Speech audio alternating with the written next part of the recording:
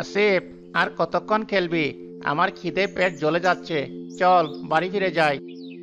আর মাত্র একবার, এই শেষবার। কথা দিচ্ছি, আমি আবার এমন জায়গায় লুকাবো তুই কোনোদিনও খুঁজে পাবি না। তোর সাথে আমি আর পারবো না। ঠিক আছে, যা। আমি 100 পর্যন্ত গুনছি। 1, 2, 3। এবার আর আমাকে পাবে না। আসিফ জঙ্গলের গভীরে একটা পুরনো শ্যাওলা পড়া পাথরের স্তূপের আড়ালে লুকায়। বসতে গিয়ে তার পা নরম মাটিতে কিছুটা দেবে যায়। উফ, পায়ে লাগলো তো। এটা কিরকম জায়গা রে বাবা? আসিফ নিচে তাকিয়ে দেখে একটা পুরনো কাঠের বাক্সের কোণা মাটি থেকে বেরিয়ে আছে। আরে, এটা তো একটা বাক্স। কে পুঁতে রেখেছে এখানে? গুপ্তধন নয় তো?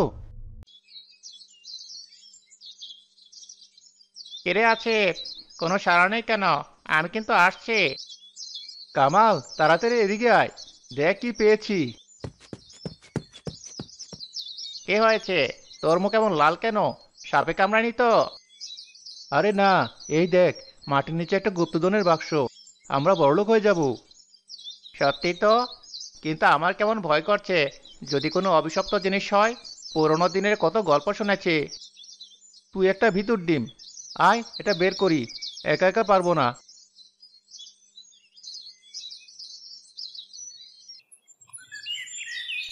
খোল, তাড়াতাড়ি খোল। ভেতরে কি আছে দেখি।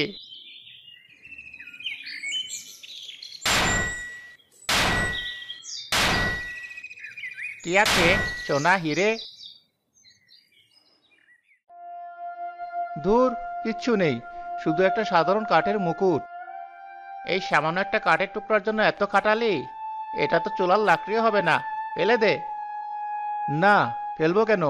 দেখতে সাধারণ হলেও জিনিসটা অনেক পুরনো। আমি এটা বাইরে নিয়ে যাব। হ্যাঁ, হ্যাঁ, হ্যাঁ, হ্যাঁ।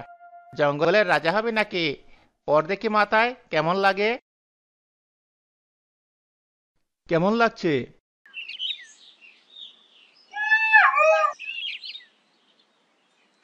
মানুষের গন্ধ। ছোট মানুষ, রাতের খাবারটা কি পেয়ে গেলাম? কামাল, তুই কিছু শুনলি? কে শুনবো? শিয়াল ডাকছে। এই তো, আর কি। চল এখান থেকে। আমার ভয় করছে। আরে না, শিয়ালটা কথা বললো। ও বলছে আমরা নাকি ওর রাতের খাবার। তোর মাথা খারাপ হয়ে গেছে আসিফ। খিদে আবল তাবল বলছিস। চল, চল বলছি।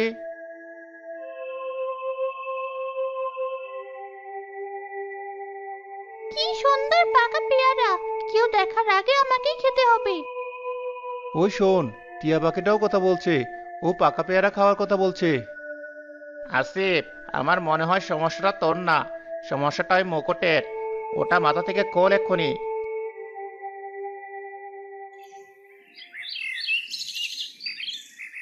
এখন আর কোনো কথা শুনতে পাচ্ছি না, শুধু পশু পাখি সাধারণ ডাক।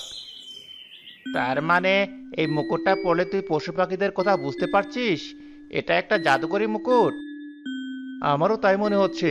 এটা তো অবিশ্বাস্য। শোন, এই কথাটা যেন তোর আর আমার মধ্যেই থাকে। কেউ জানলে, বিশেষ করে জব্বার মোড়ল, তোর কাছ থেকে কেড়ে নিবে। ঠিক বলেছিস। এটা আমাদের গোপন কথা হয়েই থাকবে। চল, এখন বাড়িতে যাই। মা চিন্তা করবে। আসিফ ও কামাল সেদিন যার যার মতো বাড়ি চলে যায়। কি রে, আজ এত দেরি করলি যে? মুখটা এমন শুকনো লাগছে কেন? কিছু না মা, খেলতে গিয়ে একটু দেরি হয়ে গেল। খুব খিদে পেয়েছে। আয়, হাত মুখ ধুয়ে নে, আমি খাবার দিচ্ছি।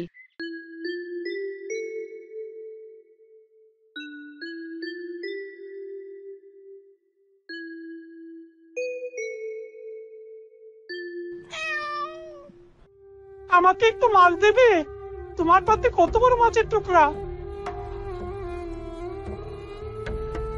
মুকুটটা আসিফের জামার ভেতরে থাকার পরেও সেটির ক্ষমতা আসিফ তখনও ব্যবহার করতে পারছিল। কি রে, অমন করে কি দেখছিস? বিড়ালটা তো রোজই এভাবে খাবার চায়। না, কিছু না। নে খা।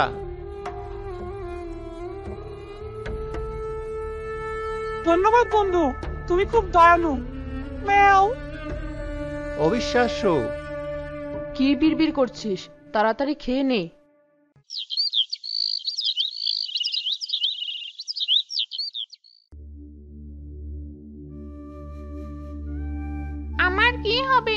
আমার ছাগলটা হারিয়ে গেছে, কাল থেকে খুঁজে পাচ্ছি না। আসিফ, এই সুযোগ, তুই সাহায্য করতে পারিস। কিন্তু কিভাবে? সবার সামনে তো মুকুটটা পরা যাবে না। বুদ্ধি খাটাতে হবে। চল, আমরা বলি খুঁজে দেখব। খালা, আপনি কাঁদবেন না। ছাগলটা দেখতে কেমন ছিল? সাদা রঙের বাবা, গলায় একটা লাল ফিতে বাঁধা। তোমরা যদি খুঁজে দাও খুব উপকার হয়। আপনি বাড়ি যান, আমরা খুঁজে পেলে খবর দিচ্ছি। নে, তাড়াতাড়ি মাথায় দে।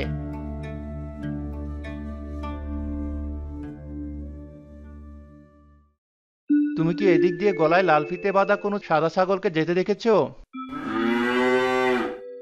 হ্যাঁ, দেখেছি তো। কাল রাতে ওটা ভয় পেয়ে নদীর ওপারে কাশবনের ভিতরে ঢুকে গিয়েছিল। একটা শিয়াল ওকে তাড়া করেছিল। ওটা ঠিক আছে তো? মনে হয় ঠিক আছে। শিয়ালটা ওকে ধরতে পারিনি। কাশবনের ভেতরটা খুব ঘন, ওখানে শিয়াল ঢুকতে সাহস পায়নি। তবে তোমরা সাবধানে যেও, শিয়ালটা হয়তো আশেপাশেই ঘুরছে। অনেক ধন্যবাদ তোমাকে, তুমি আমাদের বড় একটা সাহায্য করলে। কি খবর? ছাগলটা নদীর ওপারে কাশবনের ভিতরে আছে। একটা শিয়াল নাকি তাড়া করেছিল। গরুটা আমাদের সাবধানও করে দিল, শিয়ালটা নাকি আশেপাশে থাকতে পারে। তারা কাশবন থেকে ছাগলটাকে উদ্ধার করে রহিমা খালার কাছে নিয়ে যায়। তোকে ফিরে পাবো ভাবিনি, কিন্তু তোমরা ওকে খুঁজে পেলে কি করে? আসিফের অনুমান শক্তি খুব ভালো খালা। হ্যাঁ খালা, মনে হলো ওদিকে থাকতে পারে, তাই খুঁজলাম। মোড়ল সাহেব, শুনেছেন নাকি আসিফের কাণ্ড? কোন আসিফ? কি করেছে সে? সে তো আজকাল গণক হয়ে গেছে। রহিমা খালার হারানো ছাগল 1 ঘন্টায় খুঁজে বের করেছে। শুধু তাই না, আমার গরুটা দড়ি ছেড়ে পালিয়েছিল। আসিফকে বলার সাথে সাথে সে বলে দিল গরুটা কোন দিকে আছে। গিয়ে দেখি সত্যিই তাই। আমার তো মনে হয় ছেলেটার উপর কোনো দয়ালু আত্মার আচর হয়েছে, নইলে এটা সম্ভব না। আত্মা হোক বা অন্য কিছু, একটা পিচ্চি ছেলে এত কিছু জানছে কি করে? নিশ্চয় এর পিছনে কোনো রহস্য আছে। রহস্য না মোড়ল সাহেব, ওর মধ্যে কোনো ক্ষমতা এসেছে। ক্ষমতা? নাকি কোনো গুপ্ত জিনিস পেয়েছে? ব্যাপারটা দেখতে হবে। একটা সাধারণ ছেলে হঠাৎ করে এত ক্ষমতা পাবে, এটা হতেই পারে না।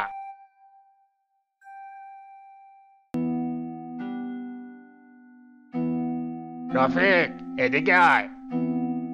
জি মোড়ল সাহেব। গ্রামের ওই আসিফ নামের ছেলেটার উপর নজর রাখবে। ও সারাদিন কি করে, কোথায় যায়, সব খবর আমাকে দেবে। আমার জানতে হবে ওর ক্ষমতার উৎসটা কি। জি মোড়ল সাহেব, আমি আজ থেকে ওর পেছনে লেগে পড়বো। কিরে, মরলে লোকটা মনে হয় আমাদের পিছু নিয়েছিল। আমারও তাই মনে হচ্ছে। চল, আরো গভীরে যাই।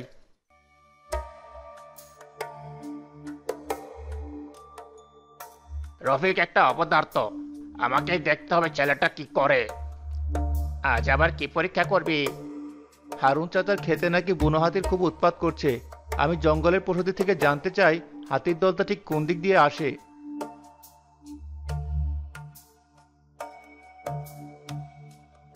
তাহলে এই ব্যাপার, একটা কাঠের মুকুট, এটাই তাহলে সব ক্ষমতার উৎস। এটা তো জাদুকরি মুকুট। এটা আমার চাই চাই, যে কোনো মূল্যে এটা আমার চাই। বন্ধু, তুমি কি জানো বুনো হাতির দলটা কোথায় থাকে? জানি তো, ওরা দিনের বেলা ওই দূরের পাহাড়ের দিকটায় থাকে। রাত হলে ওরা নদীর ধার ঘেঁষে গ্রামে ঢোকে। তোমরা ওদিকে যেও না, খুব বিপদ। ধন্যবাদ বন্ধু, আমাকে সেখানে যেতে হবে। আসিফ, ফিরে চল, এটা পাগলামি। আমরা ওদের সাথে পারবো না। চুপ কর কামাল, আমাকে চেষ্টা করতে দে।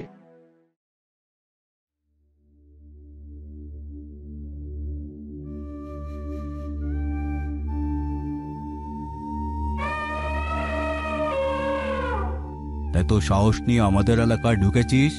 খাবারের সন্ধানে এসেছিস নাকি আমাদের বিরক্ত করতে?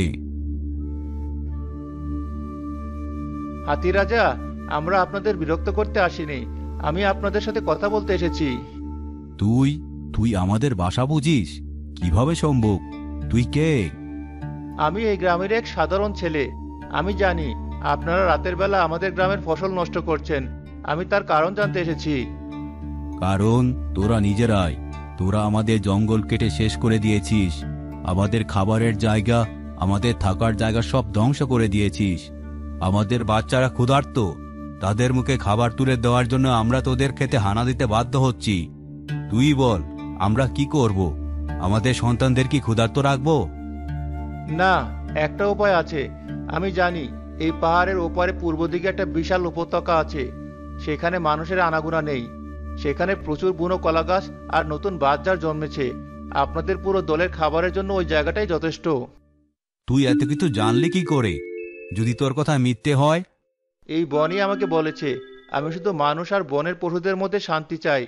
আপনারা যদি আমার কথা বিশ্বাস করে একবার ওদিকে যান, তাহলে আর খাবারের জন্য আপনাদের গ্রামে আসতে হবে না। তোর চোখে আমি সততা দেখতে পাচ্ছি। ঠিক আছে, আমরা তোর কথা বিশ্বাস করলাম। আজ রাতেই আমরা নতুন ঠিকানার খোঁজে বের হব। হাতির বিশাল দলটা ধীরে ধীরে পাহাড়ের পূর্ব দিকে রওনা দেয়। আসিফ, তুই এটা কিভাবে করলি? তুই তো পুরো গ্রামকে বাঁচিয়ে দিলি। চল এবার বসি চাচার কাছে যাই। এই মুকুটের দায়িত্বটা আমি এখন আরো ভালোভাবে বুঝতে পারছি। ঠিক বলেছিস, আমারও খুব চিন্তা হচ্ছে। কি ব্যাপার আসিফ, কামাল, তোমাদের মুখ এমন শুকনো কেন? চাচা, আপনাকে একটা খুব গোপন কথা বলতে এসেছি। আপনি ছাড়া আর কাউকে বিশ্বাস করতে পারছি না। আসিফ প্রথম থেকে সব ঘটনা খুলে বলে এবং কাঠের মুকুটটা দেখায়।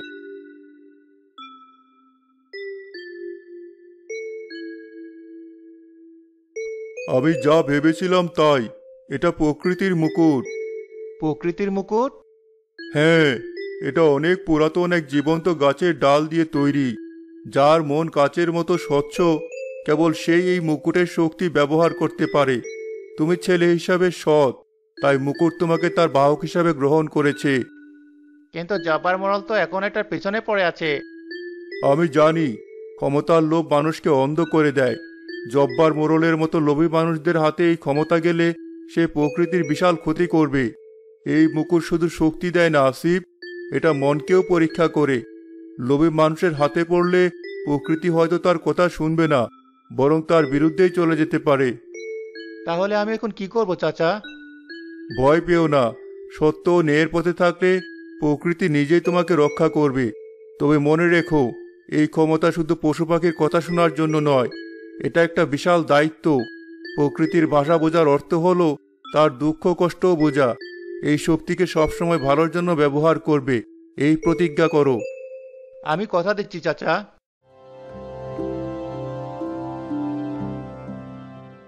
শোন, তোরা দুজন এখন ভেতরে যাবে। ছেলেটার ঘরে একটা সাধারণ কাঠের মুকুট পাবে। ওটা ছাড়া আর কিছুতেই হাত দিবি না। শুধু মুকুটটা নিয়ে চুপচাপ বেরিয়ে আসবে। যদি কেউ জেগে যায় মোড়ল সাহেব? দরকার পড়লে মাথায় একটা বাড়ি দিয়ে অজ্ঞান করে দেবে। যা, তাড়াতাড়ি কাজ সার। আমি বাইরে পাহারায় থাকছি। রফিক ও তার সঙ্গে বেড়া টপকে ভেতরে ঢুকে উঠানে থাকা আসিফের পোষা কুকুরটা ডেকে ওঠে।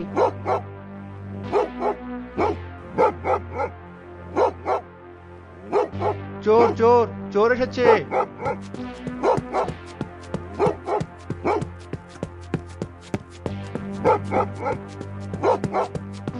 জব্বার মোড়ল অবস্থা খারাপ দেখে অন্ধকারে পালিয়ে যায়, কিন্তু রফিক আর তার সঙ্গী পালাতে পারে না। প্রতিবেশীরা তাদের ধরে ফেলে। আরে, এ তো মোরলের চামতা দুজন। তোরা এত রাতে আসিফদের বাড়িতে কি করছিলি? আমরা আমরা পথ বলে। না, ওরা চোর। ওরা আমার ঘর থেকে কিছু একটা চুরি করতে এসেছিল। তাহলে এই ঘটনা? জব্বার মুরলির পিছনে একটা বাচ্চার ঘরে চুরি করার জন্য লোক পাঠিয়েছে? ছি ছি ছি ছি।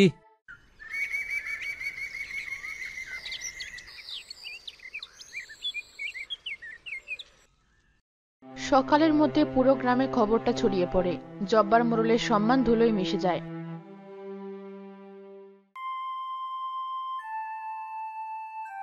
আপনারা কি কিছু বুঝতে পারছেন? আসিফের মধ্যে যে ক্ষমতা এসেছে সেটা ভালো ক্ষমতা নয়, ওটা অশুভ শক্তি। কি বলছেন মোরল সাহেব? ছেলেটা তো আমাদের উপকারই করছে। আরে, আপনারা বোঝেন না? শয়তান প্রথমে উপকার করেই বিশ্বাস অর্জন করে, আজ ছাগল খুঁজে দিচ্ছে, কাল দেখবেন আমাদের গ্রামকেই কোনো বিপদে ফেলবে নিজের স্বার্থে। এই ছেলের জন্য আমাদের গ্রামে বড় কোনো বিপদ নেমে আসবে।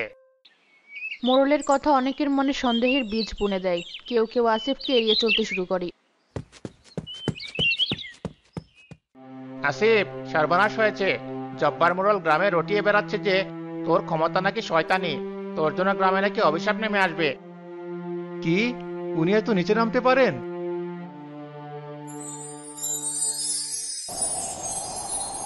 আরে, এটা কি হচ্ছে? একটু আগেও তো কি সুন্দর রোদ ছিল।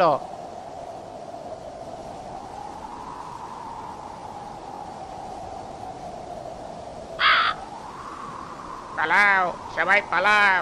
উত্তরে পাহাড়ে মেঘ ভেঙেছে, বিশাল ঢল নেমেছে নদীর দিকে, ভয়ঙ্কর বন্যা, সব ভেসে যাবে। পালাও, পালাও! বন্যা? মা, কামাল, বন্যা আসছে, আমাদের গ্রাম ডুবে যাবে। সবাইকে সাবধান করতে হবে। চল, বশির চাচার কাছে যাই।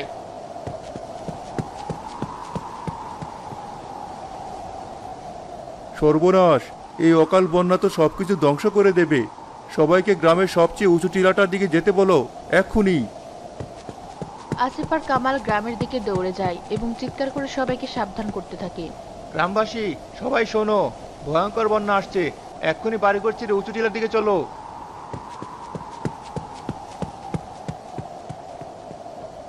কিছু গ্রামবাসী তাদের কথা শুনে দৌড়াতে শুরু করে, কিন্তু জব্বার মোড়ল তাদের পথ আটকায়। কোথাও যাবে না, এসব এই ছেলের কাজ সাজে। ওই তো ওর শয়তানি শক্তি দিয়ে ঝড় বৃষ্টি ডেকে এনেছে। ওকে ধরো। ওই দেখো, ও আসতে আকাশ কালো হয়ে গেল, ওই শয়তান ছেলে। আসিফ, ভয় পেও না, তোমার ক্ষমতার আসল পরীক্ষা এখন।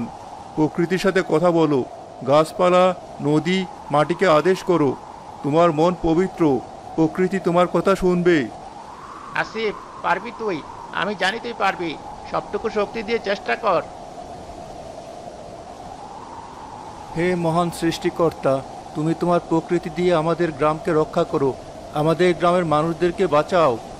হঠাৎ করে বাতাসের গতি আরো বেড়ে যায়। গ্রামের বড় পুরনো গাছগুলো একে অপরের সাথে শক্তভাবে জড়িয়ে গিয়ে একটা দেয়ালের মতো বাঁধ তৈরি করে ফেলে। মুহূর্তের মধ্যে গ্রামের এপার থেকে ওপার পর্যন্ত একটা জীবন্ত গাছের বাঁধ তৈরি হয়ে যায়।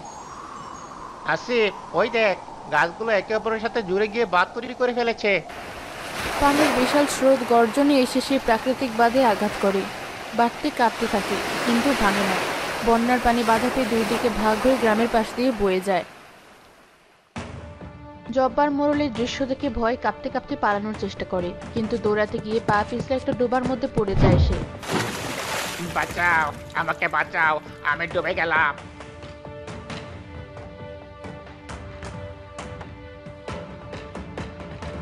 ঝড় থেমে যায়, আকাশও পরিষ্কার হয়ে যায়। যারা আসিফকে অবিশ্বাস করেছিল তারা লজ্জায় মাথা নিচু করে তার সামনে এসে দাঁড়ায়। বাবা আসিফ, আমরা ভুল করেছি। আমরা ওই লোভী মোড়লের কথায় কান দিয়ে তোমাকে অবিশ্বাস করেছি। তুমি আমাদের ক্ষমা করে দিও। তুমি আজ আমাদের প্রাণ বাঁচিয়েছো। আমি আমি ভুল করেছি। আমি ক্ষমতার লোভে অন্ধ হয়ে গিয়েছিলাম। আসিফ, তুমি আমাদের সবাইকে বাঁচালে। বাবা, তুমি আমাকে ক্ষমা করে দিও। তুমি আমাদের গ্রামকে রক্ষা করেছো, আজ থেকে তুমি আমাদের নতুন মোড়ল। না চাচা, আমি কোনো মোড়ল হতে চাই না। ক্ষমতা মানুষকে লোভী করে। আমি তোমাদের মতো একজন সাধারণ ছেলে হয়ে থাকতে চাই। আসিফ ঠিকই বলেছে, এই মুকুট কোনো পদ বা ক্ষমতার জন্য নয়, এটা একটা পবিত্র দায়িত্ব। আসিফ প্রমাণ করেছে যে সেই দায়িত্ব পালনের যোগ্য। আমি কথা দিচ্ছি, যতদিন এই মুকুট আমার কাছে থাকবে, আমি এর শক্তি শুধু আমাদের গ্রাম, আমাদের মানুষ আর এই প্রকৃতিকে রক্ষা করার জন্য ব্যবহার করব।